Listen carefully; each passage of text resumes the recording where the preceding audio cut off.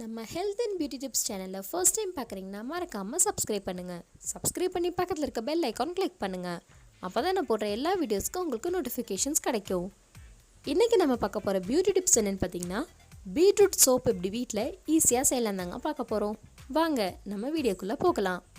ஒரு பீட்ரூட் எடுத்து நல்லா தோல் சீவி 4 பீஸாக கட் பண்ணி நைஸாக அரைச்சி வச்சுக்கோங்க. ஒரு பியர் சோப் எடுத்து ஒரு பாத்திரத்தில் தண்ணி ஊற்றி அதுக்கு மேலே ஒரு சின்ன பாத்திரத்தில் இந்த கட் பண்ண சோப் போட்டு நல்லா மெல்ட் ஆகணும். மெல்ட் ஆனதும் ஸ்டவ் ஆஃப் பண்ணி பீட்ரூட் ஜூஸ் அதில் ஊற்றி நல்லா மிக்ஸ் பண்ணி சோப் மோல்டு இருந்தால் சோப் மோல்டு எடுத்துக்கோங்க. இல்லைன்னா நம்ம வீட்டில் ஜூஸ் பாட்டில்ஸ் நிறையா இருக்கும், அது கீழே இருக்க பீஸ் மட்டும் கட் பண்ணி அதில் ஊற்றி 2 மணி நேரம் ஃப்ரீசரில் வச்சுருங்க.